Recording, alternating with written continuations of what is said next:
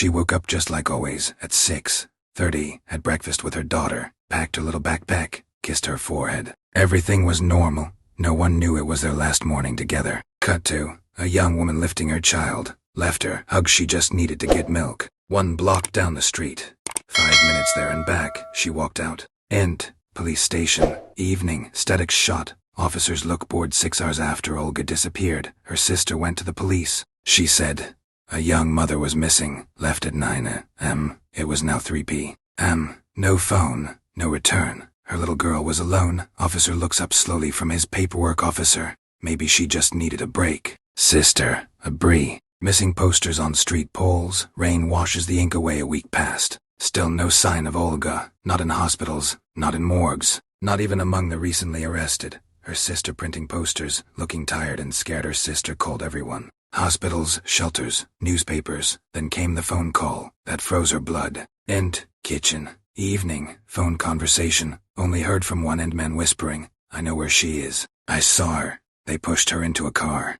It was 9:12 on Vishnavaya Street. They took her phone. She screamed, "Sister, who are you?" "Man, doesn't it matter, just believe me, or you'll never find her." She tries to write down the number. Line cuts off. She rushed to the police. Gave them the call log, the street, the time, even the car model. And they said officer smoking, looking at phone. Officer, could be a prank, or a nutcase. That's not evidence. Maybe she left on her own. Happens. Next.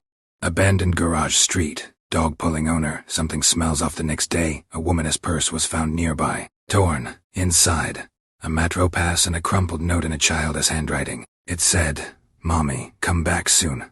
Int. Child's room. Night. Girl hugging mama's photo. Even that was ignored. And the man who called vanished. Number disconnected. Name fake. Cameras saw nothing. He knew too much, and no one listened.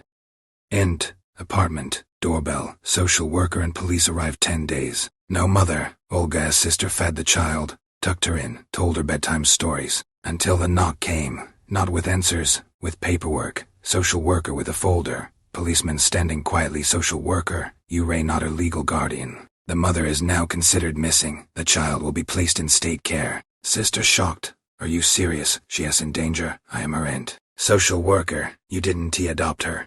Legally, she is without a parent. We can't wait forever. Lena getting dressed, holding her stuffed toy. Silent. Lena didn't cry. She just looked at her aunt's shoes, her own jacket with Mickey Mouse, as if she had already left this world. Then, Lena looks out the window, city lights blurring. That is how she entered the system. Where no one knew she hated peas, where no one knew she feared the dark, where no one knew Mommy always came back, until she didn't. Foster room. Lena drawing with black crayon. Woman trapped behind a wall. 3 months passed. Lena barely spoke. Her foster mother sent her to therapy, but nothing helped. Until one day she whispered it. Kitchen. Foster mom chopping vegetables. Lena sits quietly. Lena quietly.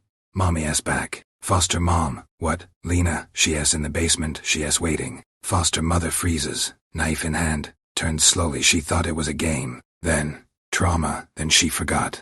Kids say weird things, right? Therapist's office. Lena drawing a dark door with a hand reaching out. Therapist, whereas Mommy? Lena come. Where it smells like dirt. She is not dead, just lying there. Because they said, be quiet. Her drawings turned darker. Stranger, always the same wall. Same hand. Her drawings changed. A basement, a door, a woman behind it, and one word, quiet. Foster mom reading articles on child trauma. The foster mom waved it off. The therapist nodded. The system forgot, but Lena said it every night, before bed. Same words. Lena. Mommy is waiting, under the ground, behind the white door. I heard her call me. Black screen. A whisper. Lena. Next. Industrial zone. Early morning. Workers tear down old garages. 6 months later. In another district, a demolition crew was ordered to clear out abandoned garages. One was locked from the outside. Inside, the smell was unbearable. Garage. Met. Bottle of water, broken chain on wall. Worker, get the cops. Someone lived here, or died here. Trapdoor under garage floor, boarded shut, creaking open under the floor. A hatch. No air, no light. Just a bowl, a torn scarf and a note in a child's handwriting. The note reads, Mommy is sleeping, but she is not dead. Cellar. Weak flashlight beam reveals a woman, thin, barely breathing. She was there. Alive. Over 150 days. Hospital. Olga hooked to machines. tears streaming as she lifts a hand to broken ribs. Concussion, dehydration, psychologically shattered, but breathing, which meant still fighting.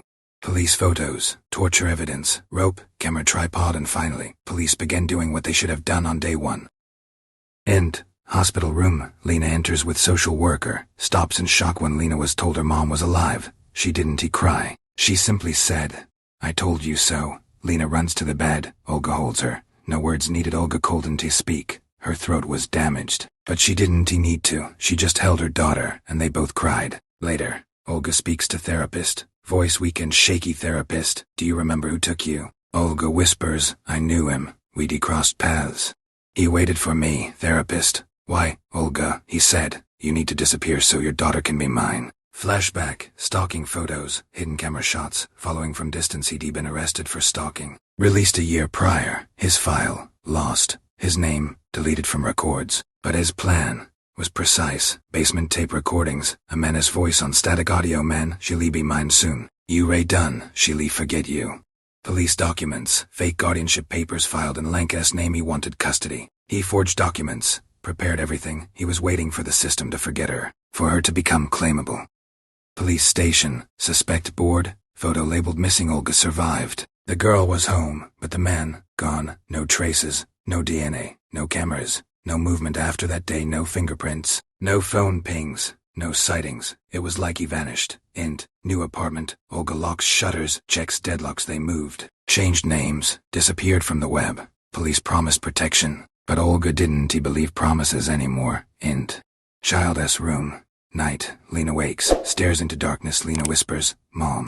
Olga, "I am here, sweetheart. Go back to sleep." Lena, "He said he is coming back. He said I am his now." Olga freezes, looks toward the curtain. Outside. Silence. Darkness. Psychologists said it was trauma. Nightmares. Imagination. But just in case they always kept the lights on. Final black screen. Text. The man was never found. Olga and Lena still live under protection.